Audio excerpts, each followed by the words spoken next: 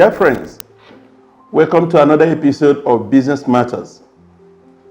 I hope you are having a nice day and a nice time there as an entrepreneur. It's your business coach, Engineer Felix Nnamdi-Onachukwu. Today, I'll be discussing a very important topic for entrepreneurs. It's called Entrepreneurs Discipline. I don't need to start defining what I mean by discipline here. You already know what is discipline.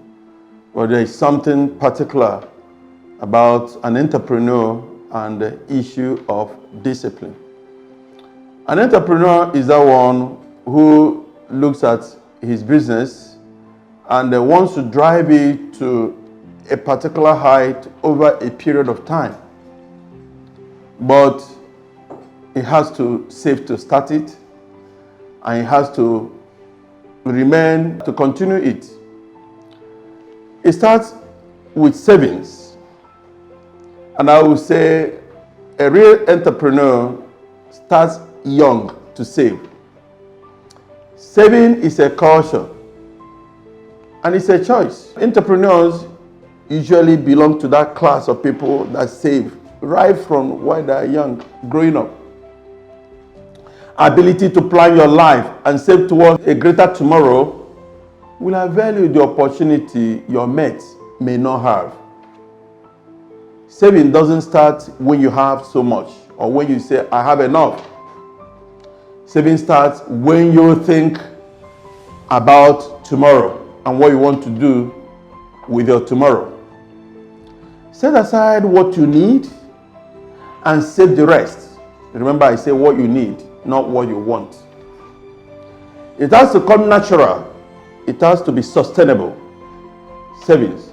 Anytime you try to impress others, you will end up spending your savings.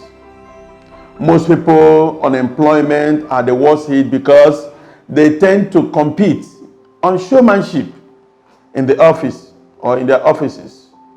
They want to wear the best designers, dress, assorted watch, latest mobile phone, ride the costly cars on higher purchase most times, and thereby mortgaging their future with liabilities. Even our country, Nigeria, that's why I said in Africa there is a problem, serious problem. I remember when I read in the newspaper about a particular minister of finance that advised the country that, since there is a windfall, the oil, which is the biggest revenue generator for the country, was selling at $145 per barrel. He said, let's open a sovereign trust fund where we could save this in for another day. And the people said, no, bring it. We need to spend it now. They spent it. Right now, there is a downturn in the whole world economy. Most economies that save are picking money from their savings. But my country, Nigeria, is going what? Borrowing. If you don't save, you will borrow to fund your budget.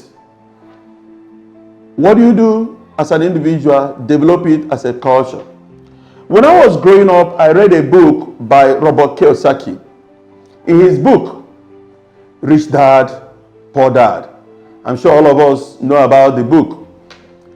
He talked about a man who has a son who happened to be his friend.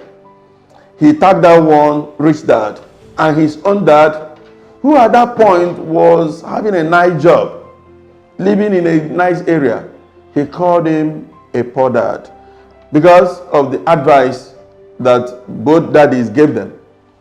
His own dad told him, my son, get good education, get a nice job, live in a good place, enjoy your life. But he told us in that book that afterward, that his poor dad, in the tail end of his life when he retired, became poor because there was no savings. But this his friend, that his dad advised him and told them the difference between liability and assets. He said, liability are those things that will lose value over time. Don't invest in it, like cars, clothing. These are fashion. They go out of fashion and they lose value. But there are things they call assets. They say put your money there in bond, in stock exchange, in landed properties, and the rest of things. That's where you should keep your money. Because if you don't, tomorrow we define these two personalities. Tomorrow, the other personality that knows how to save will make more money from the savings. But the other one who is investing just to gratify himself for that moment will lose due to depreciation. So even your kids, you should start today to teach them how to save and develop the culture of savings. So entrepreneurs are disciplined people who save and don't go just on spending spree for the cause of trying to show off and tell people what you mean. Number 2 is get your finances under control. As an entrepreneur, learn how to draw the line between your working capital and your pocket money. And that, let me advise, as an entrepreneur or business owner, pay yourself. Don't ever set up a debit card to your business account because you will spend the money there. Don't spend for your business. Treat yourself well, but treat that business as an entity anytime, any day in your life. Never, dash out your wares, the goods you're selling, or you render that service for free because it's your friend or family. Rather, you give them money.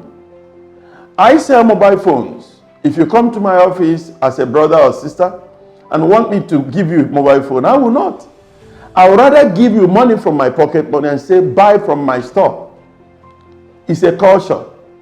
You have to make sure you are on top of your finances. Be in control. Block the leakages by drawing a budget. And make up your mind not to spend on wrong things that is not budgeted, especially when they are not budgeted. Many people spend on credit cards. What they're spending is money they never earned. They're hoping they will earn it tomorrow. Entrepreneurs avoid such mistakes. It's a big mistake. Make a choice. Wealth or spending spree. Plan your organization's roadmap so as to know when to take up a project that can suck or absorb some of your working capital. You need to plan it so that when he's taking it, you know that you have planned you're planning it very well. Let me tell you a story that always pains me each time I remember it. The first time I flew a business class for a wedding in London, I had a friend of mine who also came for that wedding. I took a business class. I paid about 640,000 naira. And then my friend came in. I flew British Airways. He came in with Lufthansa, and then Lufthansa was doing a promo for economic class. And he paid only 92,000 naira. I paid 650,000. And I felt so bad. Not that I went for a business, I went for a wedding. I didn't forgive myself for a long time. Reason is because why should I involve myself with such recklessness and showmanship in a business that was still very young? So, be in control of your finances. Number 3, don't make money the bad way. If you don't enjoy the challenge of making money legitimately, then you are not an entrepreneur. Don't look out for shortcuts because it can cut your life short. Don't join the crowd, but remain focused in what you do, and the opportunity must definitely present itself for you to make that money. What gives joy is not the fat account, but the reward of your labor, the reward of your hard work. You will get there. Stick to your good conscience. Don't think of getting rich by ripping people off, being cruel, breaking the laws, and bending the rules. It will later come after you. So, make up your mind. Slow and steady always win the race, we are told. Number 4, decide your appetite for risk. I found out in the course of my, entrepreneurial life that most good banks always set up what is called, risk asset. That's what they call, where they have their risk managers. Their job is to point out the risk elements in every transaction. The bank usually will do their due diligence using the template for risk assessment, never in a haste. And they can walk away if it falls short of what they can take. Of course, as an entrepreneur, you must learn from the financial institutions if you want to manage finance. If you really want to manage finance well, you must learn from the financial institutions who are they employing risk managers. I want to say something to you. Pay very good attention. Learn how to say no or adjourn until you talk to someone else who will give you fresh view to that business proposal. Not all that glitter is gold, especially in the developing economy where you have a lot of hawks. Their job is how to dupe, their job is how to swindle. When you want to invest, be very careful. Never use two legs to test the depth of a river. You must be in control. Make sure where you are putting your money, you are in control or you have competence to manage it. Beware of Ponzi scheme. Hard work pays. Beware of Ponzi, hard work. Number 5, fight to the top and remain there as a business person. Never you relax when you find yourself leading in that business. Because one small thing can bring you down. So many people really want you down. Nobody wants the champion to return there. Everybody wants to be the champion. So don't stay away from your business thinking that, oh, I'm now the market leader. Thinking you have arrived. There's something I know about boxers. Every boxing champion remains and stays disciplined to fight to the top and must remain disciplined to retain the title and remain at the top. The competitive landscape is changing faster than before. A lot of things are happening. Technologies are coming up, disrupting everything. So you have to evolve. Your business has to evolve. You need to be on top of the game. Wake up every day, plan your day. Plan on paper. Set a target for yourself so that you don't get distracted on your way. Number 6, take a break. And you say, wow, you need a break? Yeah, you need a break. All works without play makes a jack a dull dog. Take a time out with family and friends.